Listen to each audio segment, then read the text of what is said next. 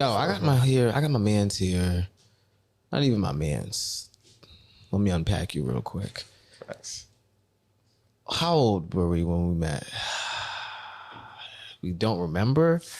I'm gonna go with 4, just because that's the only time we could have sung them song lyrics. 4 years old. In Evans Memorial, Amy Zion Church. Clap it up for them, man. Golly.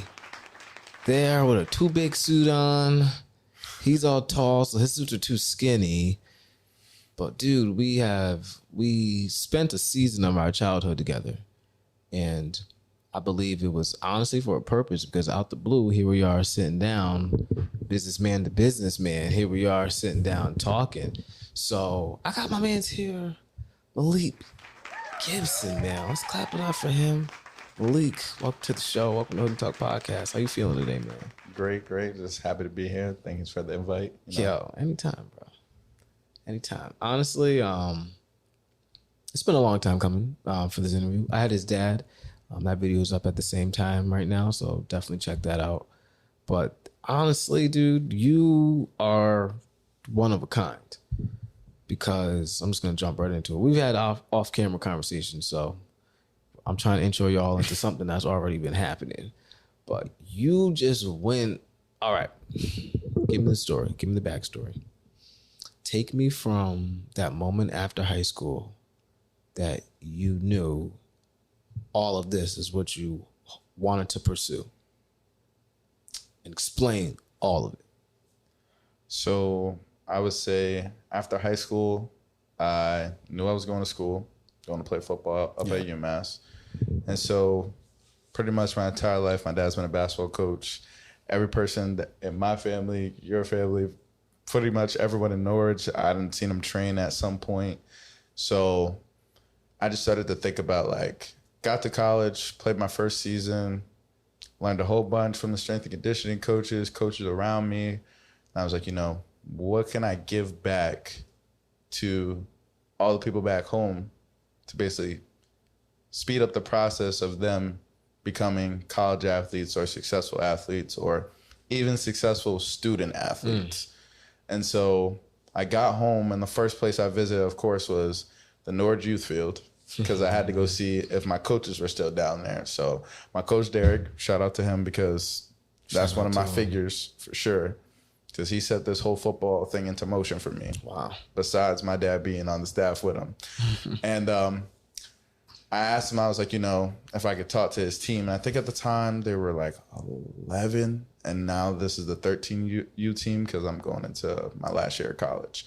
So I sat down there and I just talked to him right before a game. I think it was the playoffs. I was just saying to him, I'm like, we have this quote up at school, and, it's called win the rep. And it's basically winning every rep or every play on the football field. And that's just like on the plain sense of like the concept of that. Then it goes into win the rep in life. So that means like every day you get up, win the rep by, brushing your teeth, if you want to be that simple. Or you win the rep by doing all your homework and making sure that your grades is right. And so we kind of spoke a little bit about that. And then, I tried to keep it on the football terms. But just after that first conversation, I was like, I like telling people, this message, this like to get you jump started into thinking about your future. And so then my dad put me onto the trainings. Yeah. And he was doing these trainings with all these athletes from around the area from ages like 5 and up. Bro, I was like 7 or something. I've been with, he been doing this for a minute. Right? Like, how long has it been? My dad had to have been a coach for at least somewhat over 20 years. Cause like, wow, I remember him coaching at the Coast Guard camp. I don't think many know that. Man, they just brought it back this year after COVID, but at the St. Thomas More camp, I remember him being a coach there. Luckily, because I got him for free because of that. That's why this nigga's so good. Exactly. Look, you feel me? So, but I definitely think like him already having that foundation of doing all the trainings with people and stuff. I was like, yeah, I'm like, all right, this is definitely something I want to see. If I could take a kid that don't got no skill, don't got nothing, can I make you into a basketball player? Because like I hate to say it, for some people it come naturally. Like Yeah. Look, we was just talking about it. Some people can teach themselves how to do a layup and some people can't. So like, I got my first kid, my boy Anthony, he's 10 now, turning 11. And like, I kid you, when I first met the kid, couldn't stand up like without falling over. I don't even know how that's possible, but every like 30 seconds, my man's dribbling the ball, falling over. All the way to the ground. I'm like, okay, so one, that dribbling? means... Come on. Dribbling. I ain't never seen it in before. place. No. So, you'd be shocked. And so we get into it. I'm like, yeah, so you're about to start doing some body weight squats and whatnot. I'm like, maybe it's just your legs aren't strong enough. Wow. And, you know, everything is kind of a guess about what's going to work for that kid in particular. Yeah. And so certain things started working out and I started to see him develop as a player. And I'm like, okay, I can really do this. And so I already had my job at the Norwich Rec Department. Talk about that. So my first 2 years there, I wasn't even doing anything with sports. I actually got a job as a seasonal maintainer. See, at what age? At 19. Okay. And so that entire summer, all I was doing was cutting grass. And now I'll say, you just like, went from cutting grass to running a whole bunch of trainings around the city, having coaches put into the Norwich public schools to train kids on the same stuff we were just doing. It's crazy how quick it just flipped for us. Like, went from one day, my boss asked me, he doesn't have a coach for, I think it was a basketball camp. He was like, hey, I know your dad's a coach. We've talked about it before. Do you want to run the camp? Like, you know, sure, but obviously, how much you gonna pay me? Because seasonal maintainer. We can't even, here's what I got to do. Let me help. We can't be mad at somebody else's garden. I got to give you your flowers. Okay? At the end of the day, we going to sit here and watch Ball is Life. We're going to watch all these other athletic departments getting bread, right? Absolutely. And we're giving them bread by watching them buying their stuff, buying their socks. Why are you mad at the garden in your own city doing it? For the kids that may never like have the opportunity to do it. So this is what makes, I want to ask you this, because personally, you got to be strong for this. Like, I just did my first year of coaching.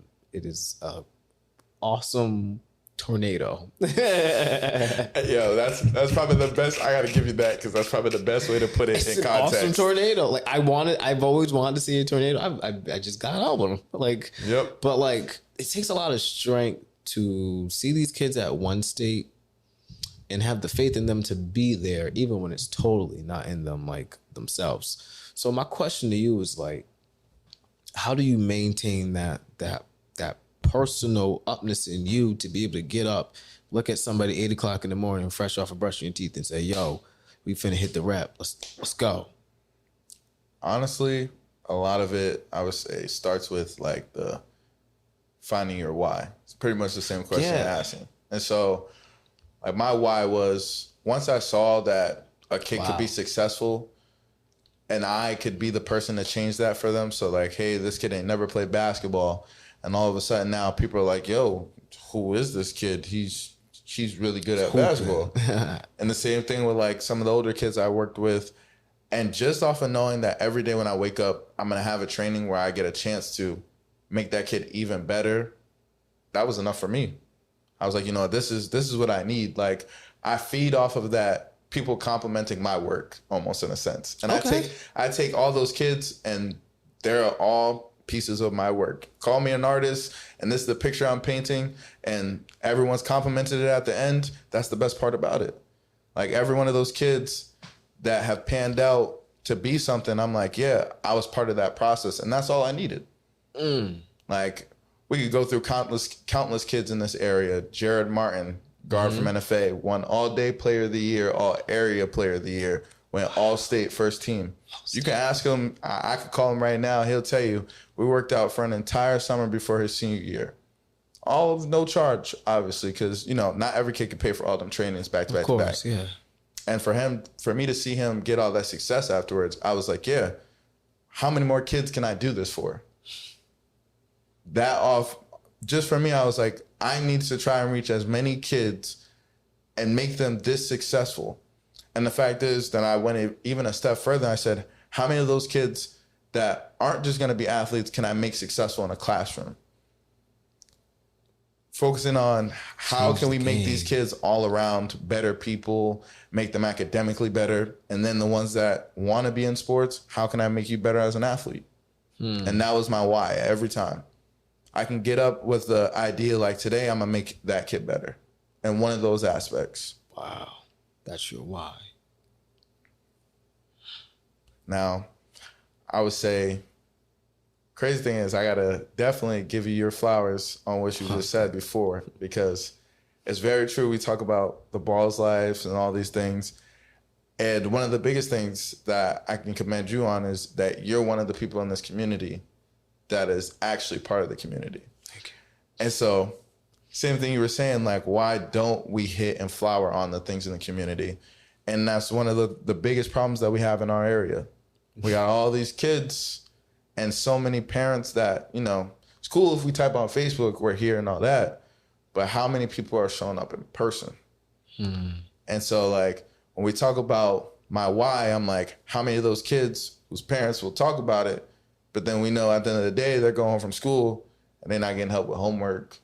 No one's asking them how their day is. Yo, ain't that crazy how, as a coach, I noticed it, and I talk about this a lot. I seen how, like, the kid in the bedroom, like, I see what kind of, nah, that sounds a little wrong, but y'all gonna be all right. See, both that. Y'all know what I meant. Because I know there's so many people. Listen, I just know there's somebody. But it's me doing my job. I just know that, like, something's going on in their personal life that obviously, oh, watch this. Obviously, they want help. They want the attention. They're doing what they're doing because they want help. They want the attention. So when I started to notice that they were doing it on the court and has nothing to do with their skill, I said, damn, like, I kind of understood, like, oh, when I yell at you, this is why you respond like that. If I don't yell at you, this is why you respond like that. And it's crazy. Like, you, as a coach, you get to see how many things work per kid because every kid is different. So, like, you notice that one kid that, like, every time you run a play, you can run a play 1,000,000 times in practice, and every time you get to the game, the same kid mess up the same play, in the same spot, at the same speed, every time, right? So then you're like, I done yelled at the kid in practice. I done made the whole team run gashes because of this one kid thinking that I'm running. I'm over here trying to show him his spot. All the walkthroughs, everything, and then you realize, like, to a certain extent, why does this kid have a mental block? Why isn't he understanding it? And then you pull him to the side and you have a genuine conversation with him. And, like, it don't even got to start about basketball. It could just be like, bro, how's your day today? Bro, ask all my kids. I said it every practice. I said, how's your day today, bro? How you feeling? While they're stretching, I asked them, how's your... No one ever asked me that. Look, and I can say at least I came from a household where my dad was very much involved. Like, everybody, unfortunately, knew my dad. So it wasn't even like I could get away with something when I'm not with the man. That's how involved he was. Yeah. So I know that the kids that I have in my group, some of their parents are single parents. Some of them just come from households where they have absent parents. Some of them live with their grandparents, and their grandparents are so old they don't even have the youth in them to be moving around with a kid their age. Wow. So it's just a simple fact of, them genuine conversations. How was your day? Like you said, nobody asked them that. They sometimes even look at you crazy like, okay, my day was... Oh, yeah. And then the funny thing is when you hit them with the same kid quotes that our parents just hit us with, oh, your day was good. Now tell me, how was your day really? Was you acting up in school? Like, you got to make them give you the full breakdown of the day. But it's just crazy, like, how you see how those things make a kid make it or break it. Just that simple conversation. Literally. And then you can see how those kids develop a relationship with their coach. And I would say this about any kid at any school. You can have bad apples on a team, absolutely. There are some kids that just don't want to be coached or uncoachable. But then you can also see... Not you saying he was one of them. But you can also see the kids that have bought into their coach because they developed a relationship with him. Like, if a bunch of kids trust you as a coach, they're willing to do any and everything that you say for whatever goal or objective you set for them as a team. If that goal is you guys winning a game and you tell them, hey, I need everybody to do 20 push-ups, every day and we're going to win all of our games for the season. Kids that have really bought into that culture and really trust their coach are going to do it. And these may be kids that, like, I'm not positive on what you're saying is going to work, but just because I know every day I talk to you, you're the most genuine dude, you look out for me, I'm going to do it because you said it's possible. And it's that simple, like making these kids really buy in and being genuine with them. And nowadays, I feel like that's what we lack the most. People who are genuine. That's realistically, out the window. Like, how many people do we hear, oh yeah, I'm going to come support one of your events, or, oh, I'm going to hit you up to be on the podcast. Things like that. I'm guilty, but I'm getting back to all y'all. But how many of those people always say this and then they don't show up when the time comes to show? And like this thing, another part about being a business, everybody love free stuff. Nobody want to invest in when it costs. Now, I don't know how many people that's going to hit, but listen, stop asking your friends for a discount that are just starting their businesses. Stop going to them, talking about some, oh, can you hook my other friend up? No, we are not Nike. We are not any big company yet. And the thing is, you should want to support us because we're doing real, genuine work. Obviously, there's a reason why Nike and them got all these consumers where you can send things back to get new stuff because they always mess up at some point. We starting here. We trying to make sure we don't mess up. We giving you the best of the best that we have to provide. Don't ask for discounts. Just put that on there. And low key, it's yours because you are my support. So this is low key your business too. Like the more you pour into it, now Bonquisha gonna pour it. Like everybody gonna pour into it. Exactly, and it's gonna get better. Exactly. Now I can give you the even better work because I'm like, you know what? If you're a lash tech, you buying the new best lashes that you could put on a client's eyebrows. I'm a basketball coach. I can buy the best basketballs and equipment to train your kid. I'm not just charging you crazy expeditious prices because, I think that I'm worth it, even though that kind of plays a part in it. You got to water your flowers. Yeah, right? Come on now. But it's all for a purpose at the end of the day. You're not just buying into, obviously, getting your kid that support and whatever it may be, but you're also buying into supporting that business. 100. So just be a supporter. Be a supporter. All right, let me hit y'all with this. What is your why as a viewer? Please comment this. What's your why when you pick up your iPhone? What is your why? Now, a lot just want to see what's going on in the world. I respect you. But for those of us who see the gardens in the community, and you just go, but yeah, you go on Instagram, you see a funny ass TikTok, it's automatically your story. Shared on Snapchat and Instagram stories. Got nerve to send it to the group chat, but you know what I mean. But like, I don't know. But I do believe that there are few of us out here who, like you said, the genuineness, like the why. You know what I mean? Like they'll be like, okay, yeah, Malik, he really serious about these workouts. Bro, these guys are serious about these workouts. Like they ain't playing. Like I commended this one lady, the little short kid. I think he trains with your dad a lot. He was there every single time I was there. And I told his mom, I said, man, I commend this kid. Because every time I'm in this gym, I see him. And I've seen him get better. I've seen him get better. Like, I commend you guys for what you have done. My question to you, though, is, like, what's next? Oh, I mean, the dreams, the scale is set high. Like we want to get this thing up and running. We really want our own facility, and like my dad's view on it and my view, in a way, is different, but it's the same thing. He wants the few basketball courts, the weight room, trying to get that athletic sporting into it. Now we have our own facilities. We don't got to worry about weather, nothing, no COVID to get in the way type stuff. We'll talk about that in a second, yeah. Yeah, and so on top of that, I said, cool, I want that same facility. I was like, now add in a few office spaces where I can put a kid on a computer, where I can sit there and be like, all right, pull out your homework, and I'm gonna go around to whatever area that we have and see everybody's homework, try to help them the best I can. Yeah. Finding people that'll volunteer. And a lot of the biggest thing is the volunteer work, because trying to find people to volunteer is, I don't even know what to compare that to. It's just hard to find. Oh, matter of fact, it's like finding a needle in a haystack. Like it's hard to find someone that want to volunteer and give back. And so trying to find volunteers that will, you know, set the academic standard for these kids and help them. No, they got the whole no child left behind thing, but like we got kids who are in 7th grade with 3rd grade reading levels. Wow. Like that shouldn't be the thing. Especially like we got kids who are freak athletes and they don't know how to do most of their math homework, and nobody actually has reached out to try and give them that help. That's the craziest thing. You would think that now, like, teachers seeing a kid fail would mean, hey, maybe this kid needs help, or maybe he's not understanding.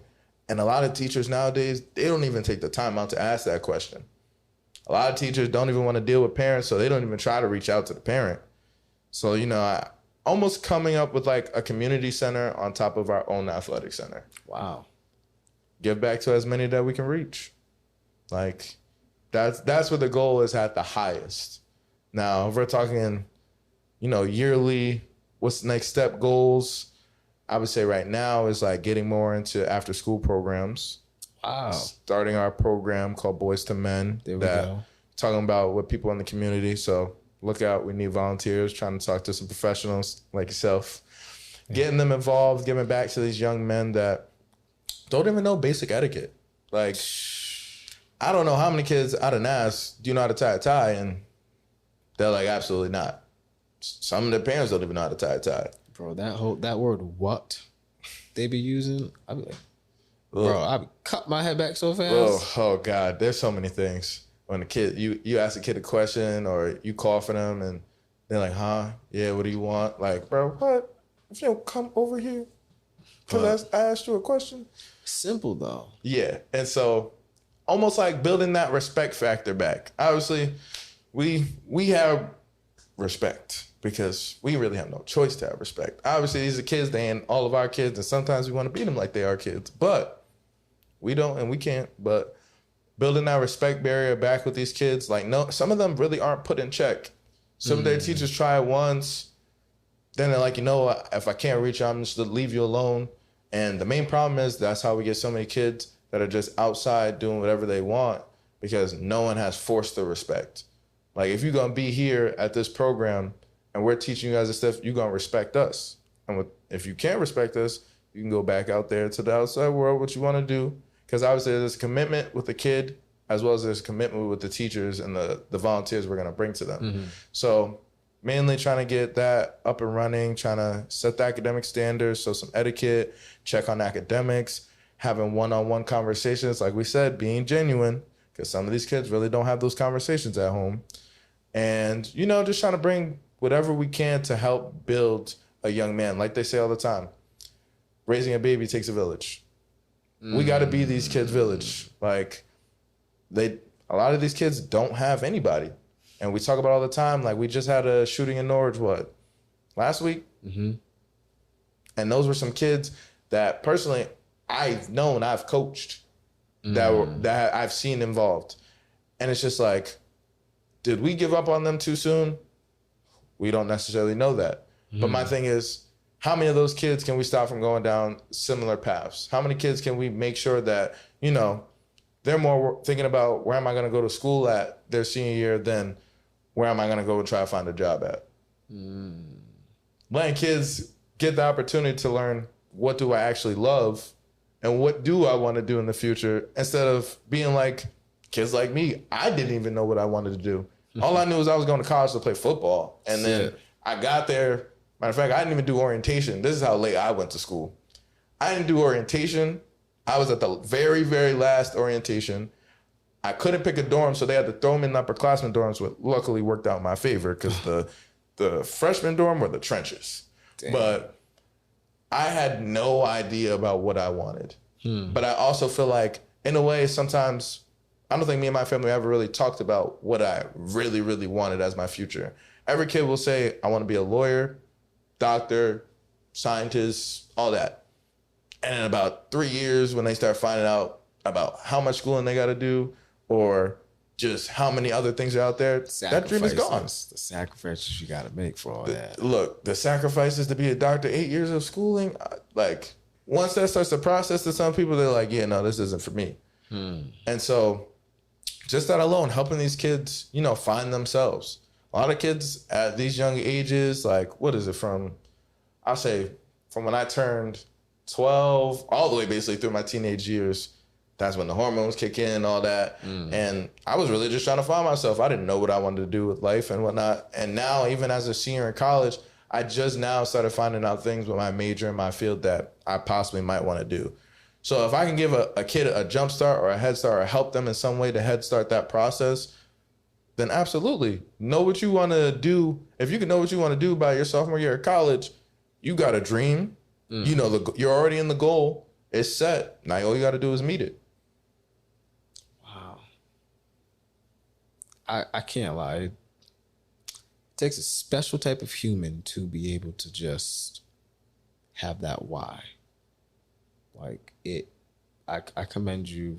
I commend you for even like wanting that to be your thing in life. It's like I live because I'm watching people elevate their living.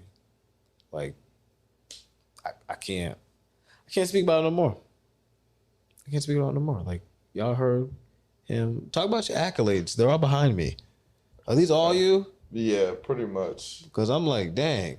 I mean, besides we got a whole poster. I ain't get no poster. Yeah, the senior poster. Matter of fact, we could talk about this poster because this is a funny story. Go ahead.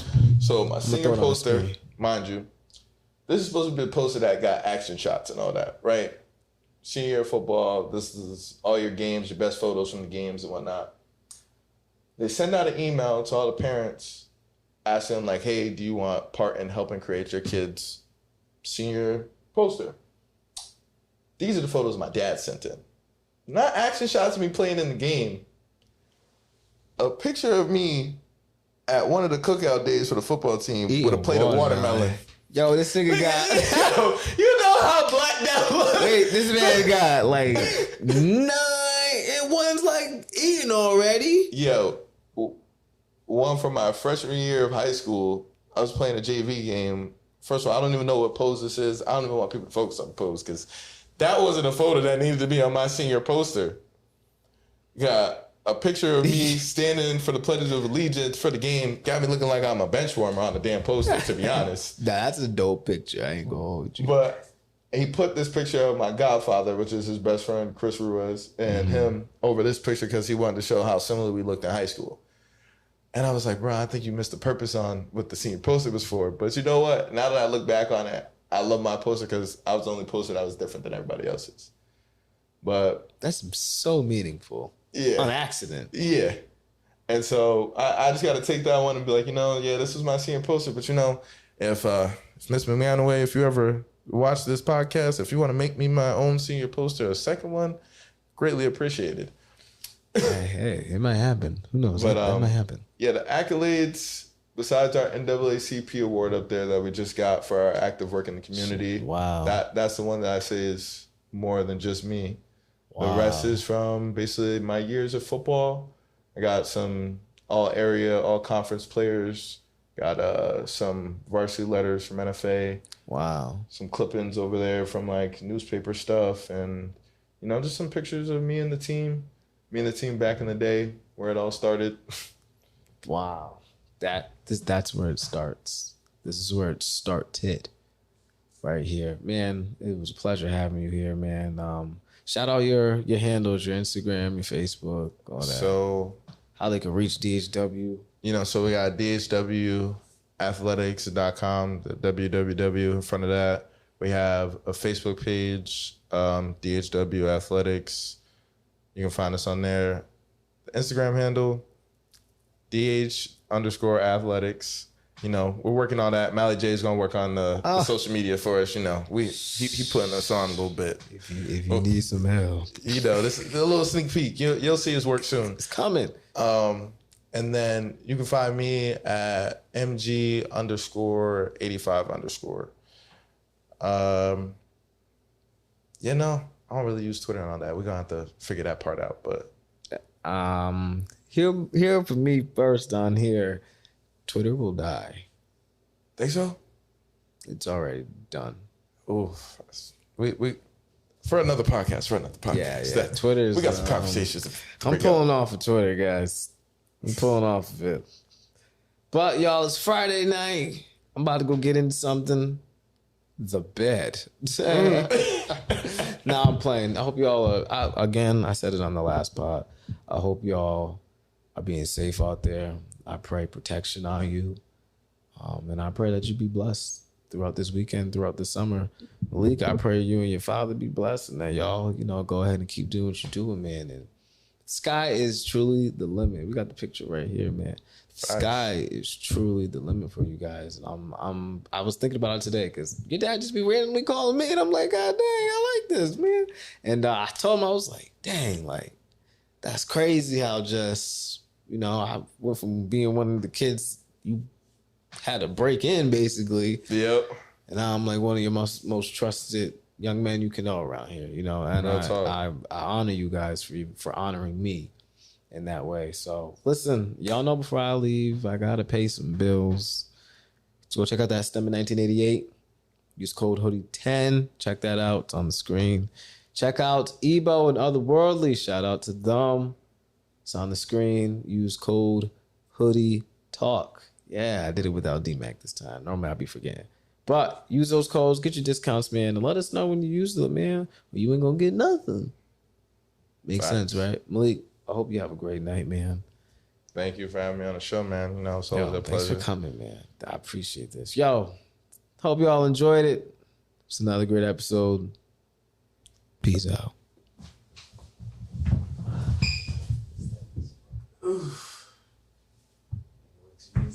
Real talk. What's good, Hoodie Talk family? Thank you for listening to this episode with me. I hope you guys enjoyed it. Listen, do me a favor before you skedaddle out of here. Be sure to subscribe to the channel. Yes, please.